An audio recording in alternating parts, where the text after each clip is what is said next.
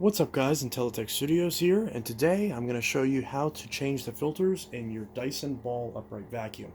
Now this process is the same for the Dyson DC41, DC65, the Dyson UP13, both the ball multifloor and the ball animal, and the Dyson ball animal 2. Now, all of those machines will use this set of filters that I will be installing in my machine, and I'll link those in the description. Now, the process is identical for the Dyson Slim Ball, Multifloor 2, DC40, Light Ball, and a few other machines. And the process is also identical to the Dyson DC50 and Small Ball. However, those machines all use different filters. Specifically, the same types of filters, just much smaller. So obviously not the right size if you try to get one of these filters. So with that said, this is a DC41. That's what I'm demonstrating this on. So if you do have a DC41, then the filters that I just bought should work with your machine. Now, this is the first time I'm trying them, so I'm not necessarily vouching for these filters. I only bought these because these looked like a good deal on Amazon. I got a set of 2 of these filters, both the pre and post motor filters, all for only 20 bucks. So I figured that's cheap enough to where I can take a gamble on it, especially when buying the equivalent set of genuine Dyson filters is like $50 or $60. So since I was needing to replace the HEPA filter and that alone costs more than this whole set of filters, I figured why not.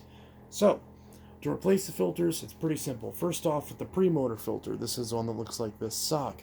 To replace that, you're going to push the button right here to release your cyclone assembly. And we can see right down here there is a, oh sorry, my camera just glitched. There's a little tab right here. You just pop that up and there's your filter right there in the cyclone. Grab the filter, toss it aside, grab your new filter, pop it right in, slap it down, and shut it. Pretty simple, right? Now if you do want to wash this filter, you can wash it in warm water. Make sure to squeeze it out, get every bit of water out of it, and rinse it until the water runs clear, and let it dry for 48 hours. It's the same story with the post-motor filter that I'm about to show you how to change as well.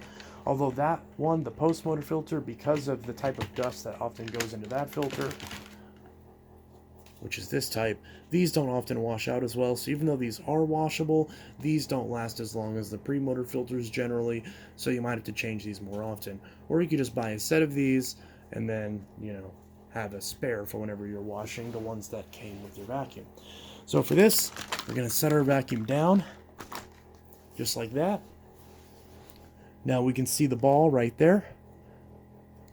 So this side of the ball, specifically the left side, or the left side when you're looking at the vacuum from the back, has this little spindle right here. We're just going to grab this, and we're going to start twisting this counterclockwise. And this is actually where the post-motor filter resides. It's only on this side, at least on this particular model.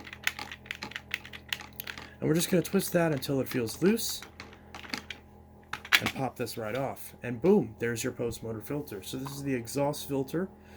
And it's a pleated HEPA filter, so you want to make sure when this gets discolored like this, if it doesn't wash out white like this, you're going to have to change it, especially on the underside.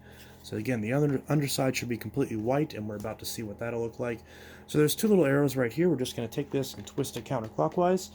Now it's going to be resistant because there's a little tab right there that holds it in that's built into the filter.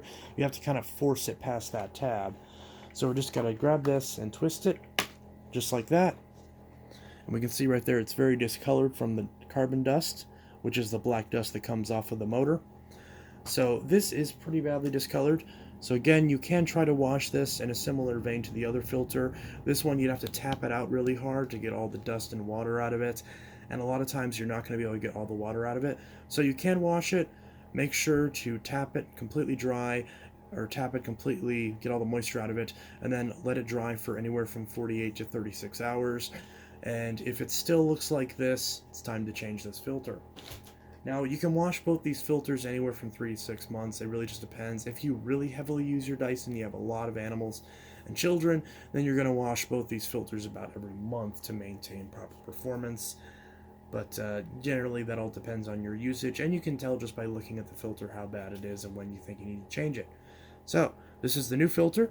We're just going to line up this little tab right here with this little groove right here. I don't know if you can see that. There's a little groove. So we're just going to line this up right here and push it down. Now you can see there's this little arrow. This little groove on this aftermarket filter doesn't have an arrow, but we're just going to push it in place until it doesn't move any further. So it's almost there. This one's really tight. Just like that. You don't want to break the machine, obviously. We're just going to twist it a little bit more. And there we go. It's in all the way. Now again, if you have a genuine filter, this will go on a lot more smoothly. But you can see brand new filter. So now we're going to take this side of the ball. We're going to line this up. Now, once you kind of feel that set in, you'll know it's on correctly. And we're going to start twisting this thing clockwise. And this locks in the same way as it does the gas gauge on your car. Some people have noticed the clicking sound that this makes when it's fully tightened. That's perfectly normal. Just means that it's a little safety mechanism to make sure you don't over tighten it. Just like your gas cap. So once it makes the clicking noise, that's when you know it's all the way on. And you don't have to put it on any further. So yep, that is installed. So now our Dyson has brand new filters. And that's it. That's all there is to it. So if you need to change the filters on your Dyson, that is the process. Pretty self-explanatory. So I got this pack of filters on Amazon. Again, I'm only just now trying these, so we'll see if these are any good or not. Came in a pack of 2, so I have an extra set of filters, which as a vacuum repair technician, it constantly gets in Dysons. This will be super handy. And of course I still have the old set of filters. This I can definitely save. This might be a little bit too far gone. You generally don't want to wait until the filter gets this bad, but I got this machine secondhand, so I obviously had no say in what the original owner did to this. But since this is in my possession now, and it's a vacuum that I plan to use on a regular basis, at least for now, this is getting changed. So, anyways, this is Untitled Studio signing out. I'll see you guys in the next video. I hope you enjoyed this video. And hope you found it helpful, and I'll see you guys in the next video. I hope you all have a good one. Peace.